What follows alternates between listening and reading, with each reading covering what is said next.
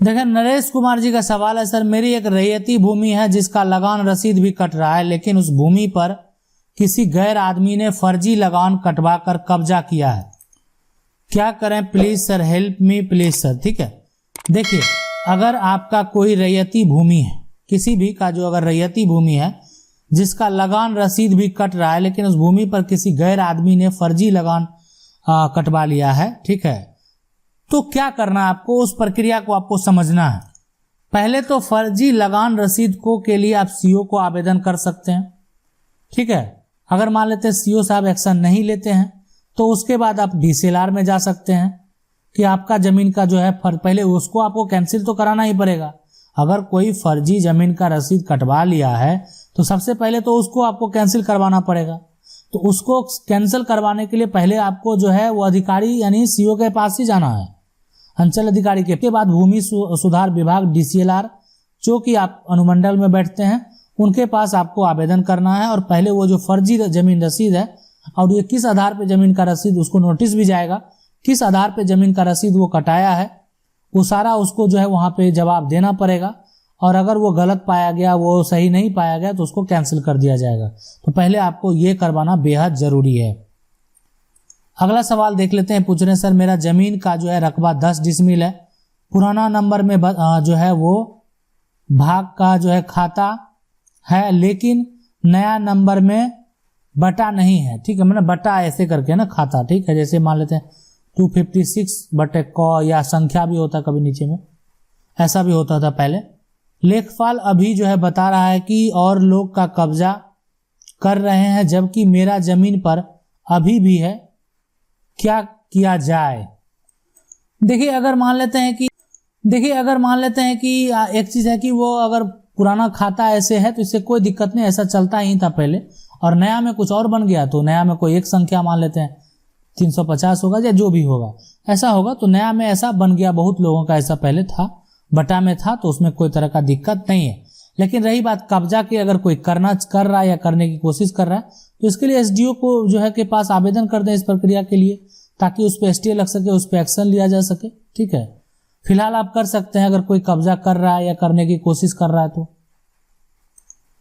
अगला सवाल है कि सर मेरा एक जमीन है जो कि 1962 में फर्स्ट क्लास मजिस्ट्रेट से डिग्री दिया गया, फिर उसी प्लॉट में एक गली निकाला गया, मतलब है ना, अब मेरे पड़ोसी जो है टीएस कर दिए हैं जबकि सीओ नापी किया और उस गली में उस जो है उसे भी जमीन शो कर दिया था, फिर मैं झगड़ा के वजह से नहीं बोला, लेकिन ये लोग मुझे रोक रहे हैं, अभी क्या उपाय किया जाए। मैं एक फौजी होकर झगड़ा नहीं कर सकता, पेपर मेरे पास है, दोनों लोग रास्ते आने जाने का अलग है, विवाद वाली गली उसके मेरे बीच में है, उसने जबरदस्ती उसमें दरवाजा खोल दिया है और मिट्टी भर दिया है 4 फीट, जिससे मेरा घर नीचे पड़ गया है। नोटिस मेरे पास मिल चुका है, लेकिन कैसे अभी कोविड की वजह से हायरिंग नहीं हुआ है। नहीं देखिए, जब अगर आप उस पर टीएस कर दिया गया है, टाइटल सूट कर दिया गया है, देखिए रास्ता तो देना ही पड़ता है, उसमें तो कोई दिक्कत नहीं। रास्ता अगर है वो कोई वो जाने आने का अगर एक कंप्लीट रास्ता है तो वो तो छोड़ना ही पड़ेगा, ठीक है। अब रही बात कि अगर उसके द्वारा टाइटल सूट कर दिया गया है तो आप किसी अधिकारी के पास भी जाएंगे और वो टाइटल सूट का अगर कॉपी वहां पे लगा देगा तो कोई भी अधिकारी कुछ भी सुनने को तैयार नहीं होंगे। इसलिए आपको टाइटल कर दिया है तो टाइटल सूट का पहल करना पड़ेगा और उसको जो है करना चाहिए। अगला सवाल है कि हमारे नाम जमीन का रिकॉर्ड है, पड़ोसी जमीन गलत तरीके से जो है वो कब्जा करना चाहता है, जमीन जो है प्राप्त करने के लिए सिविल कोर्ट में केस लगाया है कि इनके पिताजी जमीन सर्वे के जो है बदले दान में दिए थे, जबकि ये सही है ना, जबकि ये अच्छा सेवा लिखो ना, सॉरी, सेवा के बदले दान में दिए थे जबकि ये सही था, और विरोधी जो है कोर्ट यहाँ पे, ठीक है, और जो है यहाँ पे झूठा केस लगाया है, अभी गवाही नहीं हुआ। नहीं तो ये तो आपको देना पड़ेगा कि सेवा के लिए अगर वो दान में दिया गया है ना, तो कोई लिखित रूप दिया गया है कि नहीं। अगर लिखित नहीं होगा तो दिक्कत का सामना करना पड़ सकता है, ठीक है, लेकिन फिर भी जमीन का अगर आपका दखल है तो दखल नहीं छोड़ना, आपका दखल है तो दखल नहीं छोड़ना आपको। कोर्ट का जब तक फाइनल, जैसे मान लेते हैं कि निर्णय नहीं होता है, अब एक कोर्ट किया, अगर मान लेते हैं यहाँ से वो कोर्ट में अगर आप हार जाते हैं तो आगे भी आप अपील कर सकते हैं। जमीन वाली बात है तो जमीन आपको छोड़ना तो किसी भी हालत में नहीं है। तो ऐसे भी मामला अगर कोर्ट में जाएगा तो फिर अभी उस पर कोई भी जो है वहाँ पे कोई जोर जबरदस्ती कर नहीं सकता है। तो जमीन जिसके अभी हक में फिलहाल है उसी के हक में रहेगा। अगर आपके हक में है, आपके फेवर में है, आपके पास है, तो अपने दखल में रहिए, दखल किसी को नहीं करने दीजिए। और ये बताने का प्रयास करिए कि जमीन आपके वर्तमान में दखल में है और सेवा के बदले, और गवाह भी आप भी ऊपर कीजिए, और कुछ गवाह जो है आपके घर के या जो आपके वहाँ पे जो विरोधी पार्टी हैं उनके घर के नज़दीक के लोग हों तो ज़्यादा फायदा होगा। ठीक है, इसलिए कि कोर्ट में ये भी पूछा जाता है कि जो आप गवाही देने आए हैं तो आपका जो घर है उस प्लॉट से या उस जो लोग हैं उस घर से कितना डिस्टेंस पे है। अगला सवाल है कि 1905 का हमारे पास खतियान है, खाता 117 है, खेसरा 1203 है ना, और 1.5 बीघा जमीन है, उसमें से 1935 में 4 कट्ठा रजिस्ट्री करवा लिया। 1947 में राजपूत अपने भाई से जब कोर्ट में बंटवारा पेपर बनाया है ना, 1203 का पूरा 30 कट्ठा का मोटेशन करवा लिया। जब हम उनसे जो पूछने गए भाई ये जमीन तो हमारा है, उसने बोला कि रसीद हमारा कट रहा है, तो आपका कैसे। देखिए, अगर ये जो आपका रजिस्ट्री हो गया तो सबसे पहले जो वो गलत तरीके से करवाया है, रसीद कट रहा 30 कट्ठा का करवा लिया, तो उसको पहले आपको कैंसिल करवाना पड़ेगा।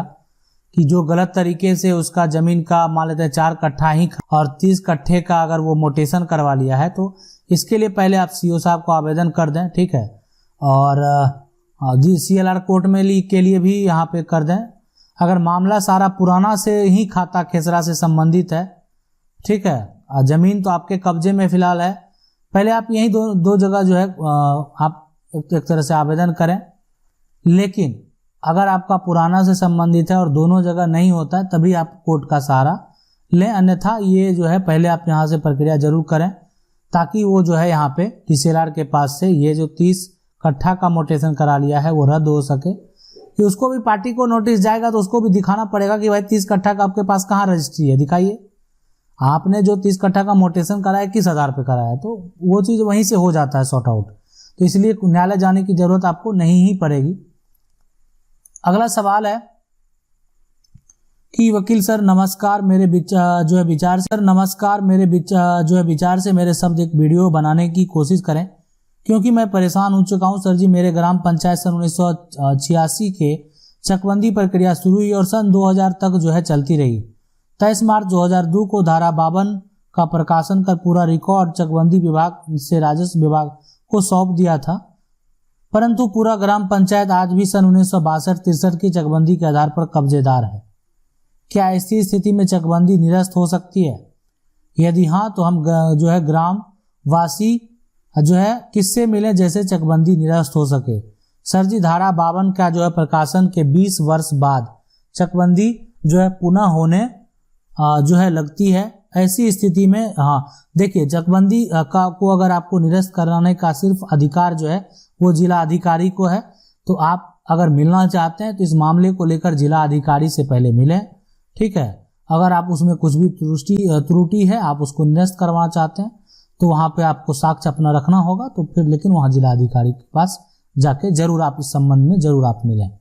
ठीक है, चलिए अगला सवाल देख लेते हैं। अगला सवाल है कि वकील साहब, यदि जमीन का रजिस्ट्री हो चुकी है और उसका नामांतरण नहीं हुआ है और बेचने वाला अभी खेती कर रहा है, तो क्या उसका कब्जा माना जा सकता है या नामांतरण होने के बाद हम उसे प्राप्त कर सकते हैं? अभी लगभग 4 वर्ष हो चुकी है। देखिए, नाम पे तो आपका आना ही चाहिए, वो तो बिल्कुल सही है, लेकिन नहीं भी हुआ तो आपका जमीन का रजिस्ट्री हुआ तो आप कब्जा जरूर ले लें जमीन का। ऐसा नहीं कि नाम पे नहीं, नाम पे आएगा तभी कब्जा लेंगे। कब्जा क्यों नहीं होगा? नाम पे तो आपको जो जिसने बेचा है तो नाम पे तो आना ही है। नहीं आ रहा है तो आप जो है कोई तरह का दिक्कत है तो उसका आप जो है सॉल्यूशन निकालने का प्रयास करें।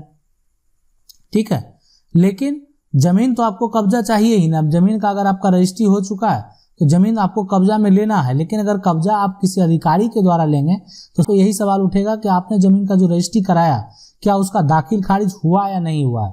तो दाखिल खारिज आपको पहले कराना है। दाखिल खारिज प्रक्रिया से यह वेरीफाई हो जाता है कि आपके द्वारा जो किया गया रजिस्ट्री है, लिया गया रजिस्ट्री है, वो सही है, वैलिड है। अगला सवाल देखते हैं। पूछ रहे हैं सर मेरे पापा के नाम पर कुछ जमीन है, उस पर किसी और का कब्जा है, तो उसको कैसे लें। वह जमीन का जो है पर काफी टाइम से वही खेती जो है कर रही हैं। जब 10 ईयर का तब अब मेरे पापा इस दुनिया से चले गए थे, तो मुझे उस जमीन का पता नहीं था, लेकिन जब मैं उस जमीन को अपने नाम करवा रहा था तब पता चला कि मेरे पापा के नाम ये जमीन है। अब जो है क्या करें, वो जमीन वापस। देखिए अगर वर्तमान में आप जमीन का मान लेते हैं रसीद कटा रहे हैं, ठीक है, रसीद कटा रहे हैं और जमीन का दखल किसी और के पास है, किसी और के पास है, ठीक है। और देखिए इस केस में आप जो है एक तरह से जाने के लिए आप एसडीओ कोर्ट हो गया, डीसीएलआर हो गया, एसडीएम हो गया, सबके पास जा सकते हैं। लेकिन अगर दखल किसी और के पास है और वो अगर एक तरह से दखल नहीं करने देगा तो हो सकता है कि यहाँ से आपको उतना ज़्यादा सहायता नहीं मिले जितना सिविल कोर्ट से मिले, ठीक है। प्रोसेस यहाँ पे जो है जल्दबाजी हो जाएगा, लेकिन पहले जाना चाहिए। डीसीएलआर कोर्ट में आप जाइए, एसडीओ कोर्ट में पहले आप जाइए कि आपके जमीन को जबरदस्ती कब्जा कर लिया गया है, ठीक है। इस मामले को लेकर आप जा सकते हैं, तो एसडीओ के पास पहले आपको जाना सही विकल्प है, ठीक है। और एसडीओ के साथ साथ सीओ को इस मामले की भी जानकारी दी कि आपके जमीन को जो है आप लगान शुल्क कटा रहे हैं, आप उसका रसीद कटा रहे हैं, लेकिन जमीन का जो है कब्जा कोई और किए हुए है। अगला सवाल है कि सर मैंने जो है पहले भी कमेंट किया कई बार चैनल से, लेकिन जवाब नहीं मिला। सर मेरी समस्या यह है कि मेरी खतियानी भूमि है जिसका रकबा 010 है, जिसमें मेरा हिस्सा 0-2-10 है। बाकी हिस्सेदार लोग अपना अपना हिस्सा बिक्री कर दिए हैं। जो खरीदार उन लोगों का दाखिल खारिज भी हो गया है, लेकिन मेरा हिस्सा अभी भी है। लगान रसीद भी कट रहा है, लेकिन मेरे वाले हिस्से पे किसी गैर आदमी ने फर्जी जमाबंदी कराकर कब्जा किया है। क्या करें, कुछ बताइए। अगर फर्जी जमाबंदी है तो पहले फर्जी जमाबंदी को कैंसिल करना पड़ेगा, तो डीसीएलआर कोर्ट में उसके लिए आवेदन कर दें, तो वो पहले रद्द होना जरूरी है। पहले जमीन आपके अपने नाम पे आ जाना चाहिए, ठीक है।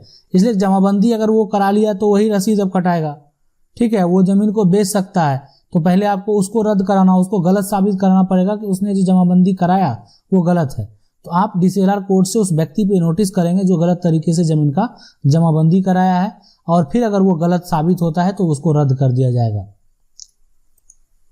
अगला सवाल है कि मेरा राजस्व अदालत में कितना महत्व होता है भूमि विवाद पे। मैं राजस्व बोर्ड तक केस जीता, फिर भी उसका मान्यता नहीं मिलता है। अगर भारतीय कोर्ट का महत्व है तो फिर राजस्व कोर्ट क्यों बनाया। देखिए बहुत ऐसे मामले हैं जो कि ठीक है, हम समझ रहे हैं कि कोर्ट में समय लगता है, लेकिन राजस्व कोर्ट में जो है अगर बात करें तो जब मामला होता है कि कोई कब्जा है किए हुए है, लंबे समय से कब्जा है, उस तरह के मामलों के लिए आप जो है अगर कोर्ट ही जाए, है ना, तो भारतीय कोर्ट ही जाए तो वो ज़्यादा सही रहेगा। राजस्व में आप जमीन सुधार से संबंधित जो भी कार्य है उसके लिए जाए तो वो ज़्यादा सही विकल्प यहाँ पे होता है। अगर आप लोगों का भी ऐसा कुछ क्वेश्चन है आप हमें कमेंट करके जरूर पूछ सकते हैं, हम वीडियो के माध्यम से आपके सवाल का जवाब देने का प्रयास करेंगे।